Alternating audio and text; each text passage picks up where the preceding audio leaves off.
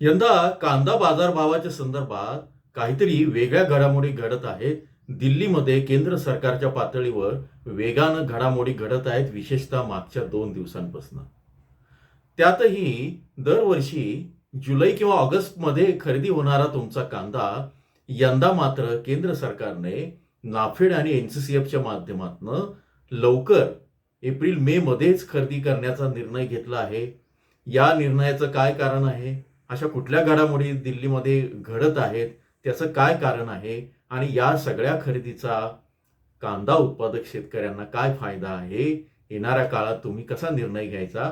ही सगळी माहिती आपण आजच्या व्हिडिओमध्ये करून घेणार आहोत. व्हिडिओ अतिशय महत्त्वाचा आहे, शेवटपर्यंत पहा. नमस्कार, ॲग्रो शिवारमध्ये आपल्या सर्वांचं स्वागत आहे. आज आहे मंगळवार, दिनांक 7 एप्रिल 2026. ॲग्रो शिवारचं हे कॉपीराइटेड कंटेंट आहे, हे सुरुवातीला सांगून मी पुढे सुरुवात करतोय.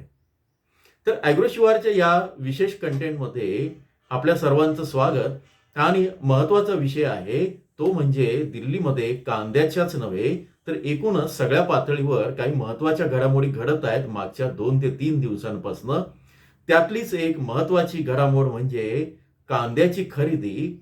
कांद्याची खरेदी यंदा लवकर होणार असं विधिमंडळामध्ये मुख्यमंत्री आणि पणन मंत्र्यांनी महाराष्ट्र राज्याच्या त्यांनी सांगितलेलं होतं. ती किती होणार याचाही आकडा दिला होता, पण आता जी माहिती पुढे येते आहे ती अशी आहे की ही खरेदी लवकरच सुरू होऊ शकते, एप्रिलमध्ये सुरू होऊ शकते. त्याची तयारी सुरू झालेली आहे. तर आपण ॲग्रो शिवार बघत आहात, तुमचा सर्वांचा लाडका चॅनल आहे. पुढे जाण्यापूर्वी एक नेहमीसारखी विनंती करतो, जे चॅनलला नवीन असाल तर तातडीने इथं लाईक करा, सबस्क्राईब करा. कारण आपण कांद्याचे बाजारभाव देतोच, पण वेगवेगळ्या पातळीवर विश्लेषणही करत असतो.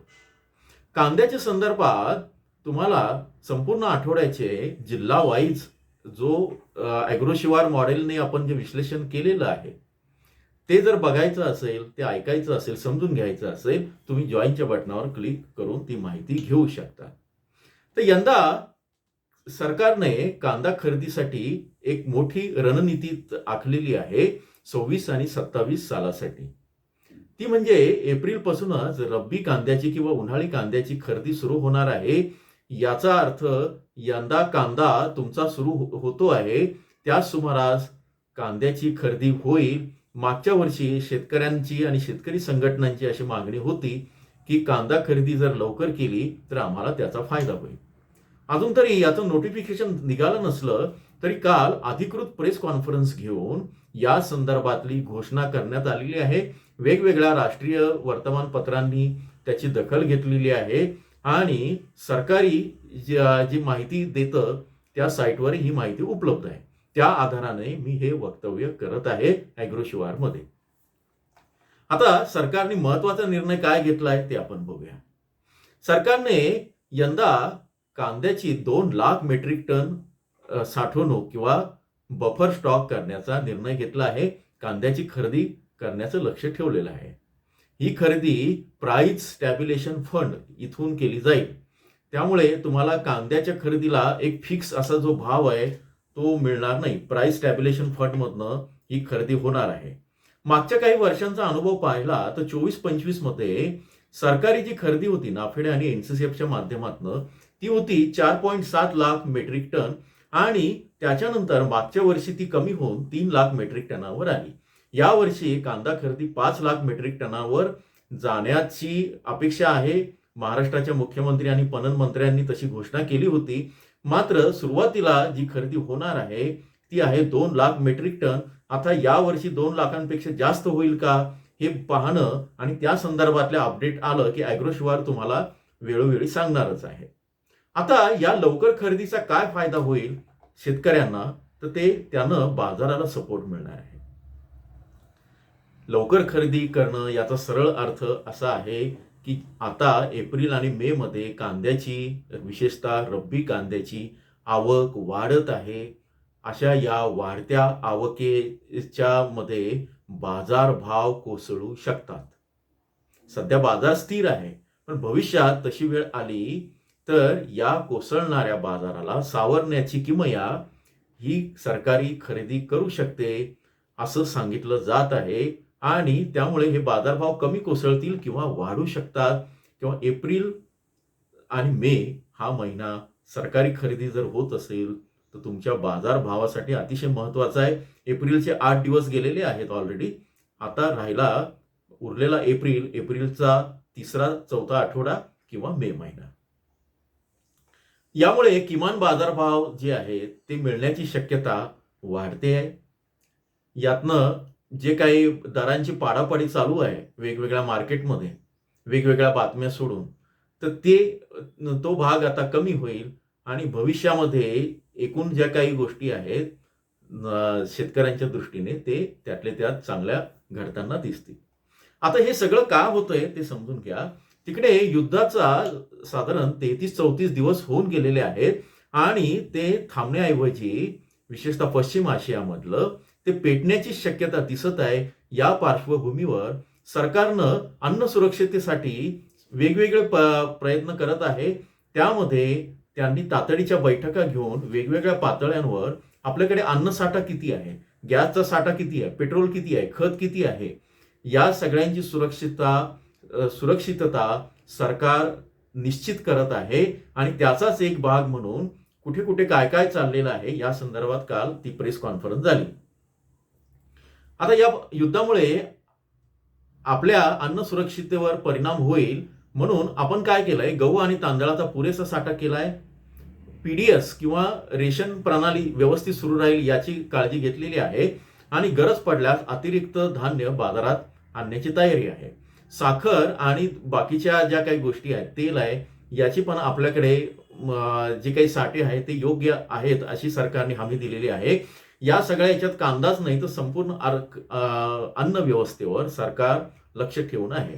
आता जे महत्वाची पिकं आहे कांदा, बटाटा आणि टोमॅटो, या संदर्भात काय परिस्थिती आहे, सरकारने दिलेल्या आकडेवारीनुसार यंदा बटाट्याचं उत्पादन होणारे 584 लाख मेट्रिक टन, टोमॅटोचं उत्पादन होणारे 227 लाख मेट्रिक टन आणि कांद्याचं विशेषतः रब्बी कांद्याचं ज्याच्याविषयी आपण एक व्हिडिओ केलेला आहे त्या संदर्भातलं जूनपर्यंत कांद्याचे बाजारभाव काय राहतील हे जर समजून घ्यायचं असेल तर तुम्ही जॉईनच्या बटनावर क्लिक करून ॲग्रो शिवारचे मेंबर होऊ शकता. तर ॲग्रो शिवारने ही माहिती तुम्हाला सांगितलेलीच आहे. परत एकदा सांगतो, तर यंदा कांद्याचे उत्पादन होणार आहे ते 273 लाख मेट्रिक टन.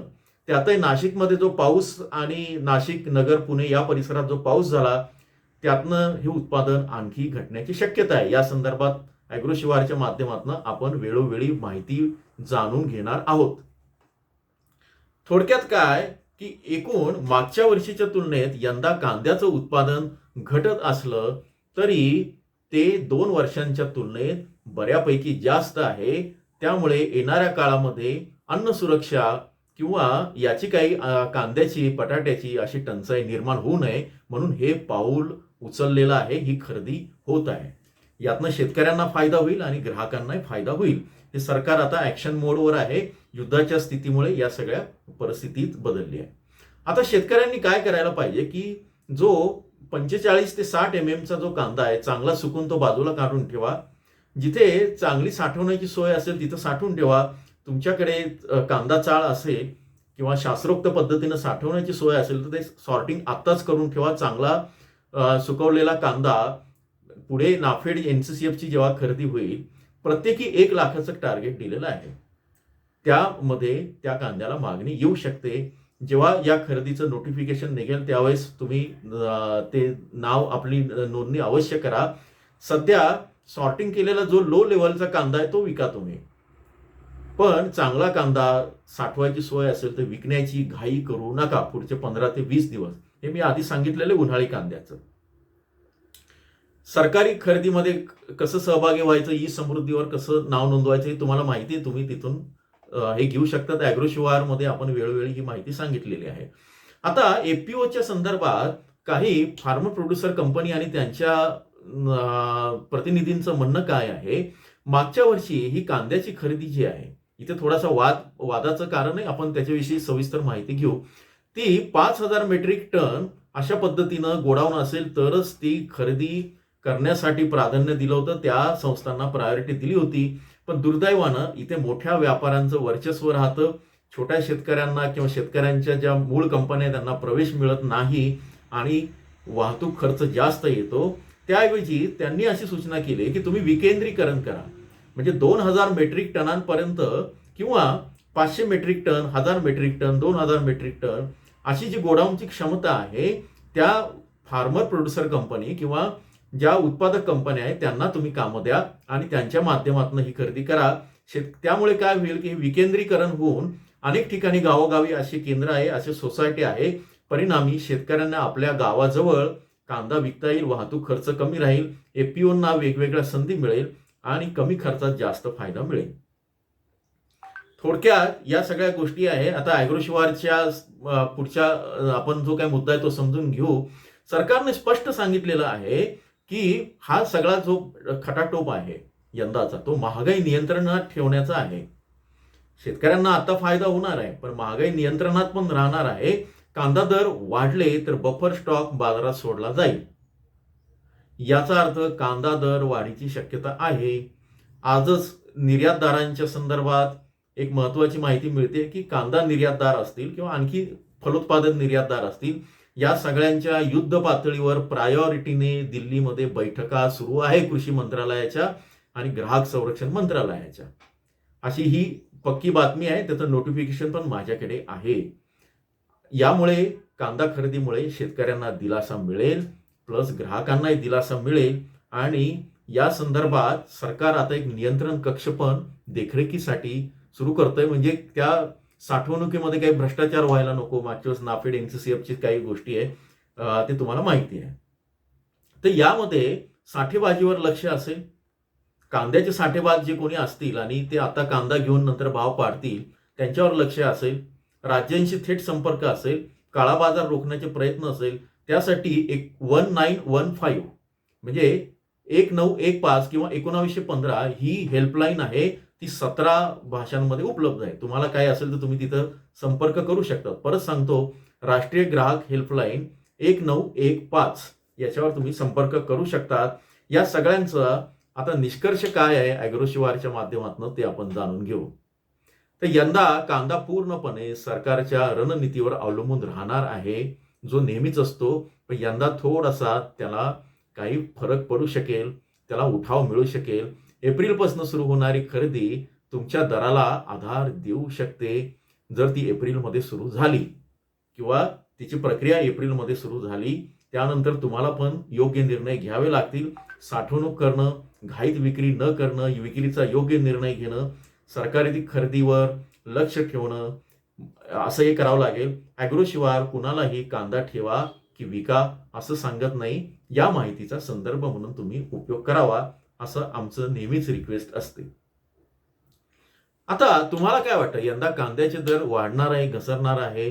तुमचा अनुभव काय सांगतोय आतापर्यंतचा, हे मला नक्कीच या कमेंटमध्ये सांगा. आणि अशाच अचूक माहितीसाठी, अधिकृत माहितीसाठी ॲग्रोशिवारशी जोडून राहा. ॲग्रोशिवार बाबत परत एकदा सांगतो, हा कंटेंट कॉपीराइटेड आहे. त्यामुळे कुणीही हा कंटेंट त्याची नक्कल करणं, एआयच्या माध्यमातून वापर करणं, हा कॉपीराईट कायद्याचा भंग होऊन त्याच्यावर गुन्हा दाखल होऊ शकतो. जोडून राहा.